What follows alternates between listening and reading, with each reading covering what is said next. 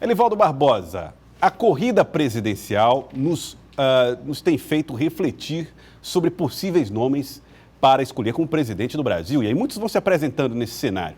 Alguns com, inclusive, maior visibilidade, outros já dando sinais de que vão deixar aquele discurso mais radical para ir mais para o centro. E as coisas vão se clareando na cabeça dos eleitores, né? Exatamente. E novos pré-candidatos sendo lançados. Agora mesmo, o pré-candidato, um ex-deputado, ex até presidente da Câmara, Aldo Rebelo, é confirmado como pré-candidato do Solidariedade à presidência da República para ampliar ainda mais esse quadro de disputa presidencial em 2018. Agora, o que chama também a atenção, Joelson, é a situação partidária.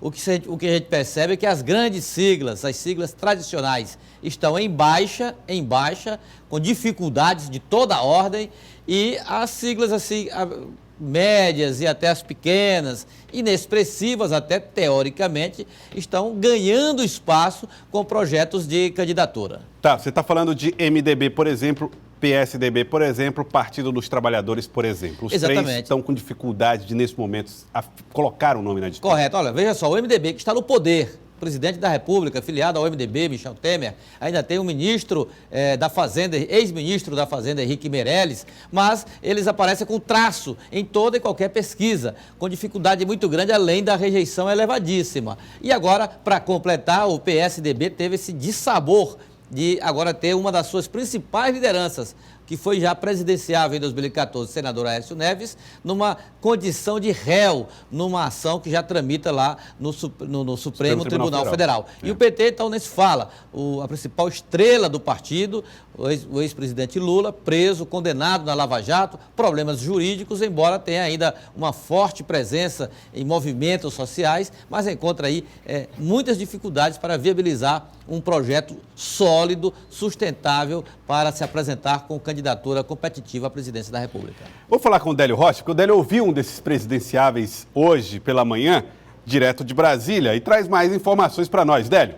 Joelson Jordani, boa tarde para você, boa tarde ao Elivaldo Barbosa e a todos. E só complementando aí o que o Elivaldo Barbosa vinha falando agora, Joelson, até o momento já tem 22 pré-candidatos conhecidos, alguns que já passaram dos 2 dígitos, outros que estão no pelotão intermediário e aqueles que são traços, como disse o Elivaldo Barbosa. E eu conversei com o senador Álvaro Dias, que hoje está no Podemos e é pré-candidato pelo partido. Ele está naquele pelotão intermediário, Joelson. E ele vem batendo muito no governo, também bate muito na esquerda e está mais alinhado, né, com aqueles partidos de centro e com a direita. E essa entrevista com ele, que eu fiz mais cedo, ele falou sobre os seus desafios aí em campanha, falou até de possíveis projetos para o Nordeste. Vamos acompanhar, Joelson. O senador Álvaro Dias é o pré-candidato ao Palácio do Planalto pelo Podemos, um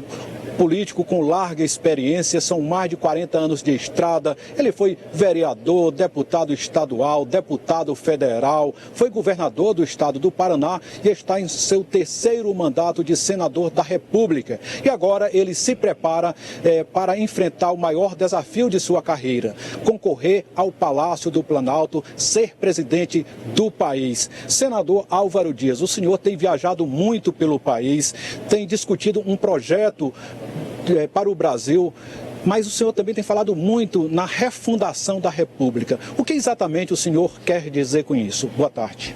Boa tarde. Olha, primeiramente dizer que o Brasil está desarrumado. Esse sistema corrupto e incompetente desarrumou o Brasil e nos empurrou para esse caos administrativo com uma nação mergulhada num oceano de dificuldades. Temos que zerar e começar de novo. Eu chamo isso de refundação da República, que passa por reformas fundamentais. A reforma do Estado, com a reforma política, começando, portanto, no andar de cima, mexendo com o privilégio das autoridades.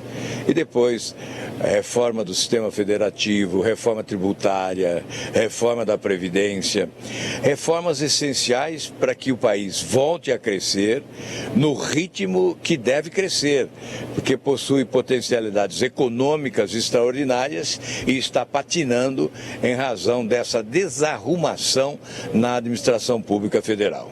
A gente tem assistido uma série de escândalos de corrupção no país, muitas delações, muitas denúncias. No início do mês, o ex-presidente Lula foi preso. O Ministério Público Federal pode apresentar uma terceira denúncia contra o presidente Michel Temer e ontem o STF aceitou uma denúncia contra o senador Aécio Neves.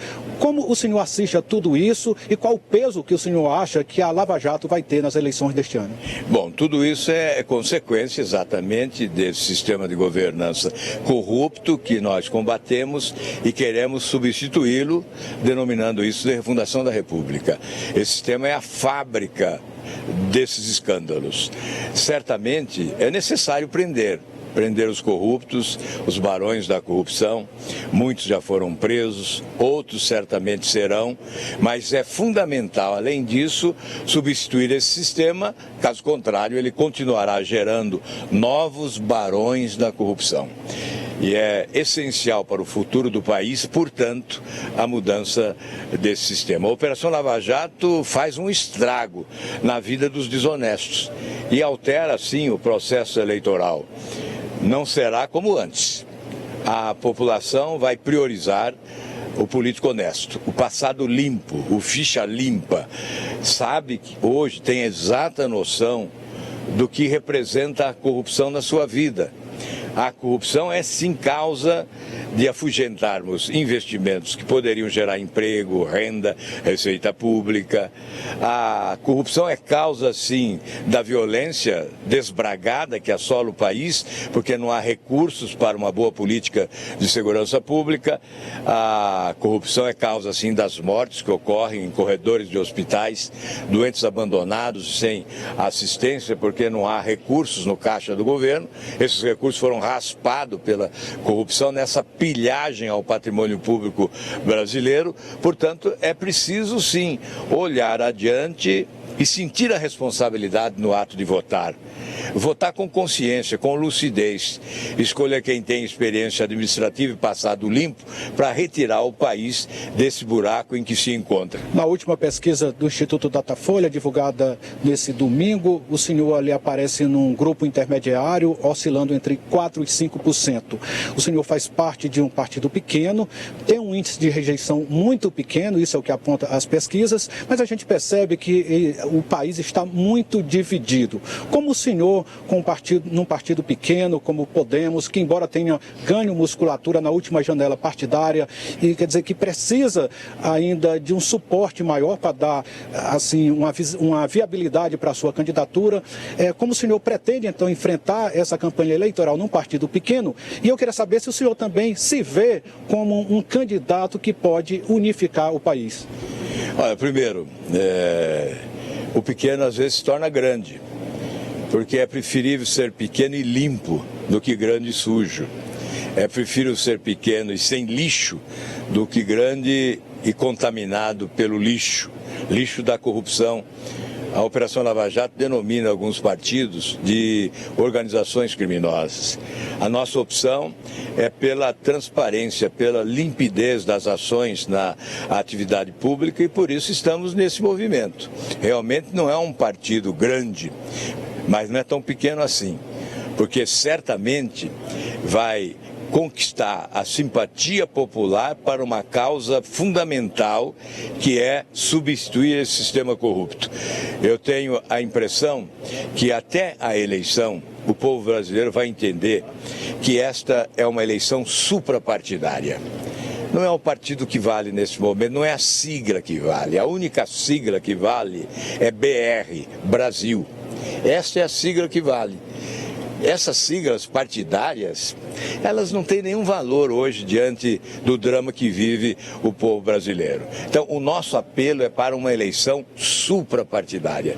Não importa qual partido que esteja o cidadão. O que importa é o projeto que ele vai eleger como caminho para resolver os problemas do povo brasileiro. O senhor tem trabalhado muito para ter palanques fortes nos estados. E esse é o caso, por exemplo, do Piauí, onde o Podemos pode ter uma candidatura própria com o senador Elmano Ferrer. Como o senhor vê essa candidatura do senador Elmano Ferrer no Piauí e de que maneira o senhor está participando da construção dessa candidatura? Olha, primeiro, o palanque é forte quando ele é limpo, né? E por isso, no Piauí, nós teremos um palanque forte. O Elmano Ferrer é um político honrado, digno, conquistou aqui a simpatia de todo o Senado Federal pela sua postura ética, pelo seu comportamento exemplar. Eu acredito muito nele, ele vai conduzir o nosso partido. Temos lá uma aliança com o João Vicente Claudino, então Elmano Ferrer e João Vicente Claudino atuam conjuntamente e nós estivemos lá juntos também. O projeto que eles delinearem para o Piauí terá também o nosso aval, porque eu sei que será o melhor para o estado do Piauí. E falando de projetos para o país, o senhor aí ao olhar o horizonte, tem algum projeto em particular que o senhor vê no caso de assumir a presidência da República, adotar para desenvolver o Nordeste? Olha, para o Nordeste especificamente, há que se fazer muito. E eu espero ser o mais nordestino de todos os presidentes chegar à presidência da República, porque é preciso valorizar as regiões mais sofridas. A região do semiárido é uma região sofrida, que abriga 20 milhões de nordestinos. E nós temos um período de 8 meses de seca inclemente, impiedosa, que faz com que o nordestino do semiárido tenha como atividade produtiva apenas a devastação da vegetação. E isso promove uma destruição ainda maior do semiárido. O semiárido caminha para a desertificação. Nós vamos mudar a matriz energética do Nordeste, valorizar o gás, substituir essa matriz energética com base na madeira e no carvão pelo gás. É claro, temos gasodutos no Nordeste, é preciso ampliá-los, temos rede de distribuição de gás, precisamos ampliar e precisamos buscar alternativas de atividade produtiva para a população do semiárido nesse período de inclemência da seca. Recuperação de matas ciliares, a recuperação dos nossos rios, são atividades que o poder público pode conduzir. Obviamente, além desse programa de cisternas que há no Nordeste, que deve ser valorizado, nós temos também que focar para o estímulo à energia solar e energia eólica, para criar condições, quem sabe, da dessalinização da água do mar como solução para o problema de abastecimento e irrigação no Nordeste brasileiro. Eu fui a Israel conhecer esse programa. Com a participação público-privada, há investimentos portentosos. Em Israel, 60% da água vem do mar. Quem sabe o Nordeste brasileiro possa ter um grande programa de dessalinização da água do mar para resolver definitivamente essa questão de água no Nordeste, especialmente no semiárido nordestino. Senador Álvaro Dias, eu agradeço muito a sua participação aqui no Jornal do Piauí. Eu desejo boa sorte para o senhor e agora a gente volta aos estúdios. É com você, Joelson. Daí, Délio Rocha, trazendo as informações da entrevista com o presidenciável Elivaldo Barbosa, Álvaro Dias, que falou, inclusive, da importância do nome de Elmano Ferrer, né, que entra, agora, do Podemos, e seria o nome mais expressivo do partido no estado. Exatamente. E o senador Elmano Ferrer tem dito já que a candidatura dele, a pré-candidatura, é um projeto consistente, está mesmo à disposição do Podemos e ele faz, inclusive, projeção, Joelson e Délio, que está também nos acompanhando, é que até junho o senador Elmano Ferrer espera concluir a montagem da chapa que pretende compor para disputar o poder no Estado. Ou seja, Elmano para o governo, hoje, doutor Pessoa para uma das vagas do Senado, faltando aí, então, o companheiro de chapa da vice-governadoria e também a outra vaga para o Senado. Segundo Elmano Ferrer, Délio e Joelson, há uma expectativa de formação aí de uma chapa com pequenos e partidos emergentes e também procurar até atrair outras siglas que estão aí, mas sem ainda uma definição majoritária aqui no estado do Piauí. Délio, o Álvaro Dias aposta nesse palanque, né? Aposta que Eumano Ferrer possa ser esse nome aqui no estado do Piauí pelo Podemos, né? Isso mesmo, Joelson. E além de apostar no palanque do senador Eumano Ferrer no Piauí, no plano nacional, a grande bandeira do senador Álvaro Dias é o combate à corrupção. Ele vem repetindo isso como um mantra, inclusive disse que no caso de Eumano Ferrer, ele destacou o fato do senador piauiense ter mãos limpas, não estar envolvido em corrupção, e a bandeira dele tem sido essa de, assim como o deputado Jair Bolsonaro bate muito no tema da segurança pública e repete isso em todo o palanque, o mesmo está fazendo Álvaro Dias com o combate à corrupção, que é inclusive o que levou o senador paranaense a deixar o PSDB em 2016, partido que ele ficou quase 20 anos, tendo aí um pequeno intervalo de 2001 a 2003, quando ele foi do PDT, e aí saiu em definitivo em 2016, agora para abraçar essa bandeira do combate à corrupção, Joelson. Tá certo. Muito obrigado, Tério Rocha, pelas informações direto de Brasília.